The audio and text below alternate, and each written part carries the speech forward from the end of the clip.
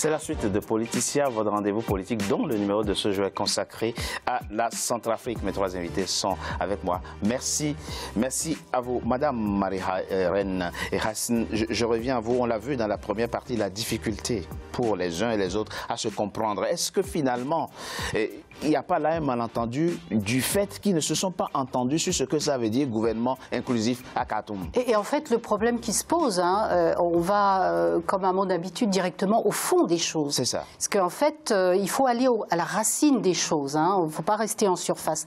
Et donc, on a, à force de vouloir être inclusif, tous les gouvernements qui se sont suivis depuis des années, et je parle même depuis Bozizé, puisque j'ai été ministre sous Bozizé, et oui, je sais de quoi je parle. Donc, à force de vouloir être inclusif et de plus en plus représentatif des groupes armés, oui, et des milices armées, on a fini par les institutionnaliser. C'est-à-dire que... C'est très intéressant, oui, ce que vous dites. Maintenant...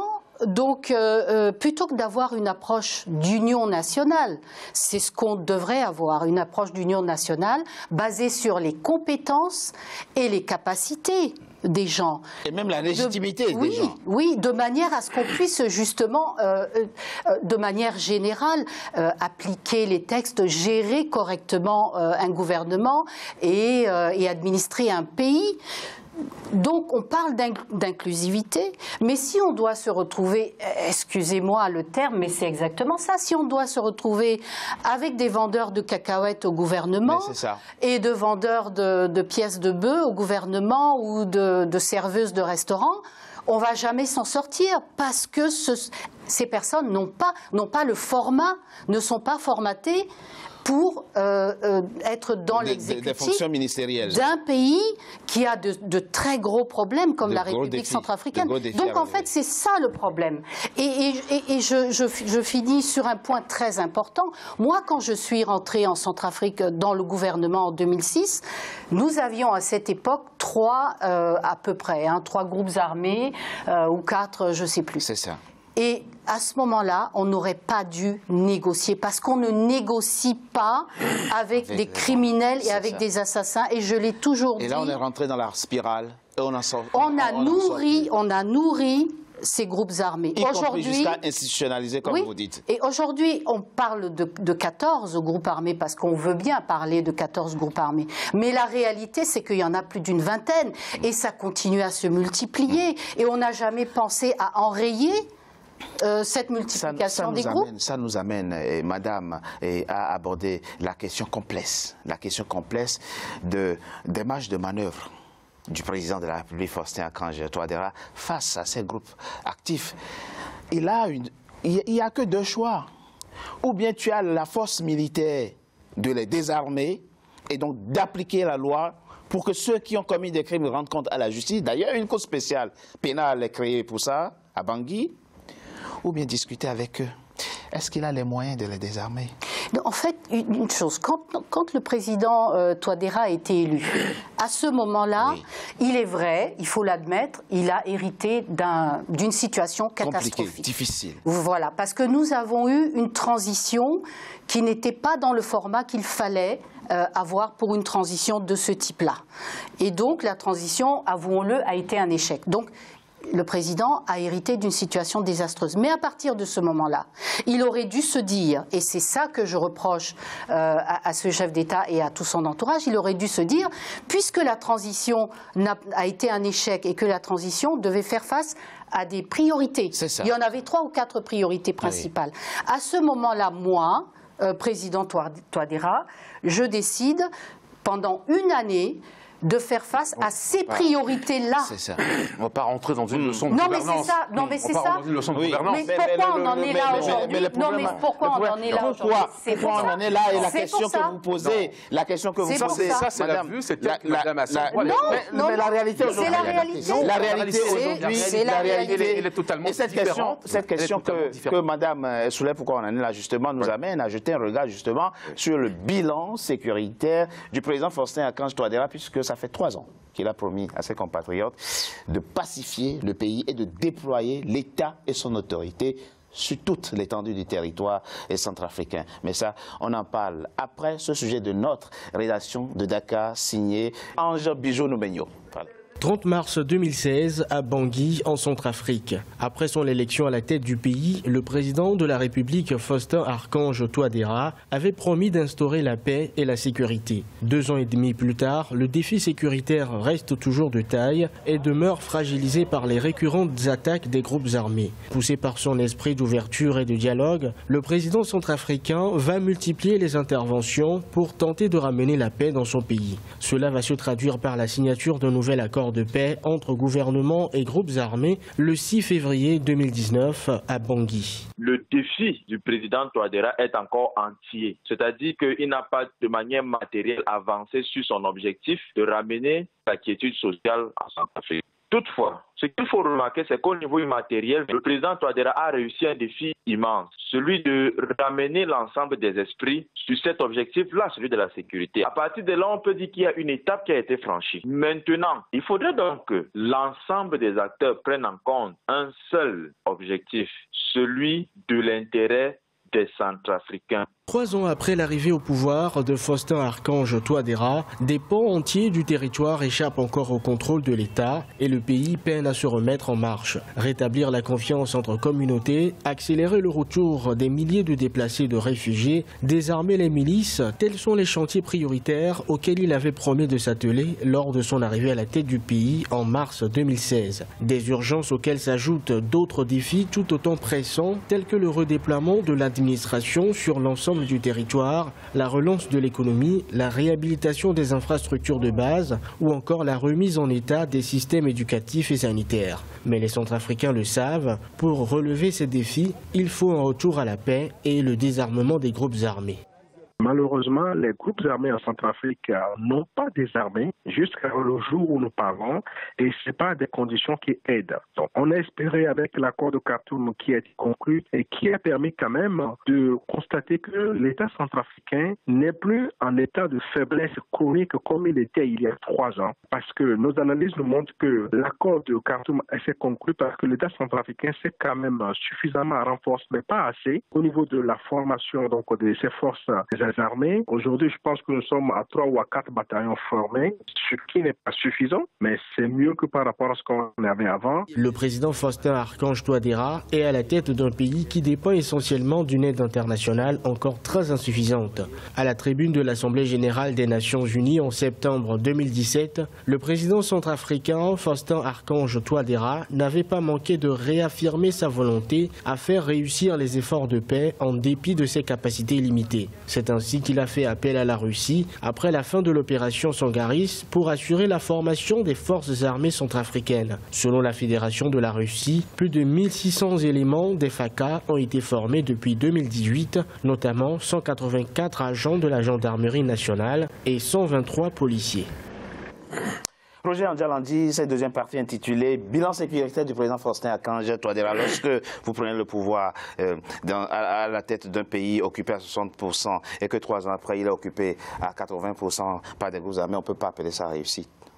Non, ça dépend. Vous savez, tout le monde spécule sur ces questions-là de 80% de territoire. On est dans la spéculation, pensez-vous? Non, c'est une spéculation. Il y a une présence sur 80%, mais il n'y a pas une occupation de 80% de territoire. Vous pensez que l'État centrafricain est déployé aujourd'hui partout en Centrafrique? Naturellement.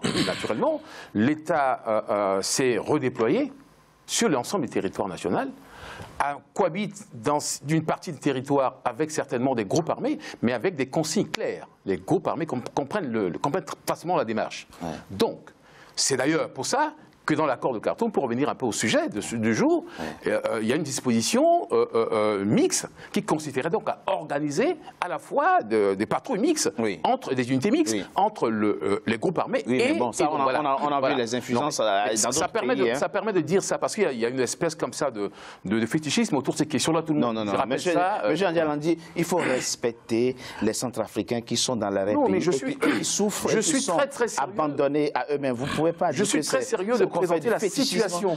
Il y a des Centrafricains qui sont aujourd'hui abandonnés à eux-mêmes ou qui sont à la merci des groupes armés, qui n'ont plus l'État pour les protéger. Donc ce n'est pas du fétichisme qu'on fait autour de cette question. Il faut constater la vérité. Parce que tant qu'on est dans le déni, on ne va pas trouver les solutions. Non, justement, mais j'essaie de présenter la situation telle qu'elle se présente, oui, pas telle que les commentateurs commentent. Ah oui. C'est ça le problème.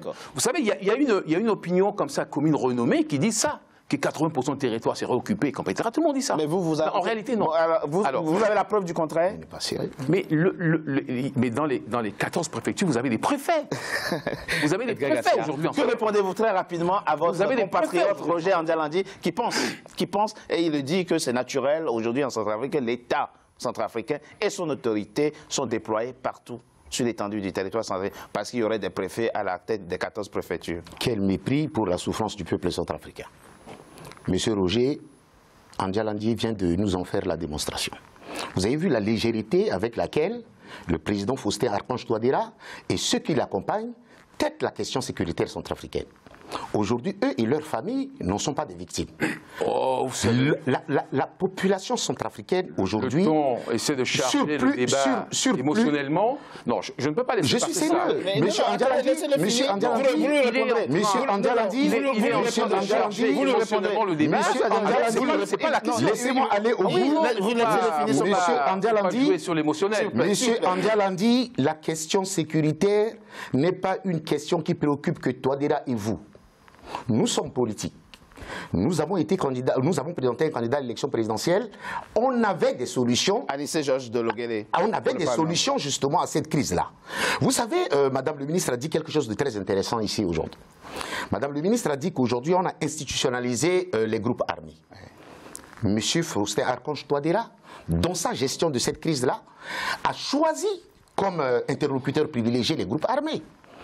La démarche du président Touadéra pour le dialogue. Les partis politiques de l'opposition ont initié un mémorandum adressé au chef de l'État pour demander la participation de toutes les forces vives de la nation à cette démarche-là. François Akandi disait dans son intervention de la première partie. Monsieur Touadéra était d'un autisme vraiment aveuglant. Il a martelé, il a dit sur plusieurs plateaux que son choix était le meilleur. Que voilà, une discussion qui va avoir lieu. Et M. Roger Andialandi l'a dit même sur le plateau ici. Que voilà, c'est qu'il est pris à son propre piège. Mais absolument, mais absolument. Non. Il n'a pas absolument cherché à aller vers des expertises externes. Non. En République centrafricaine, il y a des compétences, il y a des gens qui étaient prêts à aider le président Faustin Archange Touadéra. Malheureusement, il a privilégié les groupes armés. Aujourd'hui, il est pris à son propre piège. Monsieur Touba, cette soupe-là nous a été servie pendant très longtemps. Le cas nous a toujours servi cela. Oui, il va falloir que ça soit clair. Ne vous inquiétez pas. Que ça soit clair. Que ça soit clair. On va replacer le contexte. Oui, c'est ça. D'accord. Mais il faut que ça soit clair. Non, mais je n'ai pas fini. Okay. Attendez, le contexte, M. Edgar Garcia, parce qu'il faut aussi faire de la pédagogie pour qu'on comprenne. Le contexte, c'est que vous avez un pouvoir aujourd'hui dont le pays est sous embargo.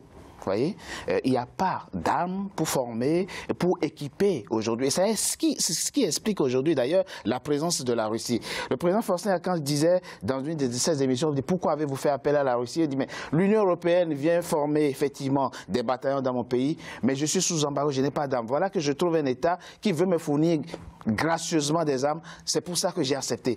Donc se pose la question de la capacité opérationnelle et militaire de l'État à faire face à ces groupes armés. Je l'ai dit dans la deuxième, parce que si vous n'avez pas la possibilité de les désarmer, que faites-vous à pas discuter avec eux? On n'exclut pas la discussion avec les groupes armés. Discuter avec les groupes armés ne veut pas dire justement leur donner l'exclusivité du partenariat. Tout à fait d'accord.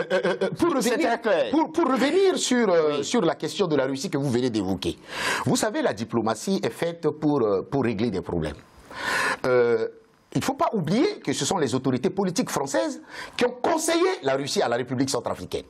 Ça, il ne faut pas l'oublier. Malheureusement, quand les Russes sont arrivés en République centrafricaine, qu'est-ce que Touadéra et les gens qui l'accompagnent ont fait? Ils sont lancés dans des slogans. ils se sont mis à... Ils ont mis des nécessités du pays, des jeunes désœuvrés, à attaquer la France. Alors que nous, on avait conseillé au président Touadéra de faire ce qu'on appelle de la diplomatie offensive, d'envoyer les militaires centrafricains en formation dans des pays voisins. Il a pris pratiquement 2 ans pour mettre en application ce qu'on lui avait promis, ce qu'on lui avait conseillé dès l'entame de son mandat. Je ne veux pas laisser dire ça. D'abord, je voulais répondre sur un premier point. Oui. Garcia tente la question de la primauté accordée aux groupes armés qui aujourd'hui se sentent le vent en poupe et qui imposent effectivement dans le rapport de force qu'ils ont d'un point de vue. Il n'y a aucune primauté qui a été accordée aux groupes armés. Ça, c'est de 1. Monsieur Galandi, citez-nous une seule initiative du chef de l'État pour prendre l'avis des autres forces vives de la nation. Citez-nous un seul exemple. Un seul. Vous savez... Je ne vous en demande pas beaucoup. Ce récit-là, je vous assure, dans l'élément que nous avons, dans l'extrait que nous avons écouté dans la première partie, François François Akandi disait le président est allé à Khartoum avec les 14 groupes armés sans qu'aucune autre force vive de la Centrafrique ne soit présente, ne soit conviée. Comment ça a été fait? Mais non, les démarches ont été faites dans ce sens. Comment se fait-il qu'on délaisse Permettez-moi encore de vous restituer, enfin pas vous, à tout le monde, s'il vous plaît, allez-y. Restituer la situation. S'il vous plaît. J'étais en train de vous dire en début d'émission qu'il y a eu un forum à Bangui. Excusez-moi de revenir là-dessus. Il y a eu un forum à Bangui, où la classe politique a participé, la société civile a participé. À Khartoum, il était question de rappeler aux groupes armés, dialogue direct, pour rappeler aux groupes armés, on vient capitaliser les recommandations du forum auxquelles la société toute dans sa composante a participé. Mais il n'était plus question de faire revenir encore des gens à Khartoum. Ça n'a pas de sens. On prend ce que la société centrafricaine, la vision du peuple centrafricain dans le forum pour venir dire aux groupes armés concrètement, il y a donc il y a un pacte républicain, il y a les principes du DDR. On doit redéployer l'État sur l'ensemble du territoire national, mais dans une démarche de désarmement volontaire. C'est ça la démarche. À Khartoum, il était question de ça. Il n'était pas question de débattre d'une absence de fonctionnement de dysfonctionnement de l'État. Mais je comprends parfaitement. Mais c'est que dans la représentation, dans la représentation, les partis politiques ont participé au forum de Bangui. Non, Monsieur Akandi a participé au forum de Bangui. La société civile a participé au forum de Bangui. Donc à partir de ce moment-là, si on prend les résolutions pour aller débattre, pour aller voir les groupes armés, vous dites voilà la volonté du peuple centrafricain aujourd'hui. Vous rentrez dedans, vous ne rentrez pas dedans, et on négocie. Mais c'est pas la démarche que... Et c'est sur ça qu'on soit mis d'accord. Donc on ne peut pas indéfiniment... C'est une explication. Non, c'est une explication. Donc, on a constaté que si le gouvernement est en train de raconter des histoires, on dit voilà, les observateurs, ceux qui ont participé au forum de Bangui, viennent à l'accord pour observer que le gouvernement est arrivé pour porter ce message-là. C'est ça le rôle de l'opposition. On ne peut pas indéfiniment associer la... D'accord, j'ai bien compris. Je ne comprends pas. La pédagogie... Il y a une élection dans ce pays ou pas? Il y a une élection dans ce pays ou pas? Bon, alors, il y a une élection dans le pays. Sauf qu'elle a... Est-ce qu'on avait besoin de tout ce cinéma à Khartoum? Mais il n'y a pas eu de cinéma à Khartoum. Il y a une capitalisation. Non, il n'y a pas eu de cinéma à Khartoum. Le gouvernement est parti au Khartoum pour capitaliser le forum. Le gouvernement fait appliquer les décisions. La question aujourd'hui... Maintenant, vous avez des observateurs qui tentent de se modifier la proposition. Monsieur Angeladi, la question aujourd'hui, c'est comment on en sort? Quelles sont les pistes? Quelle est la situation pour une paix durable? Ne venez pas raconter des histoires. En Centrafrique, je propose qu'on en parle après une coup de pause. À tout de suite. D'accord.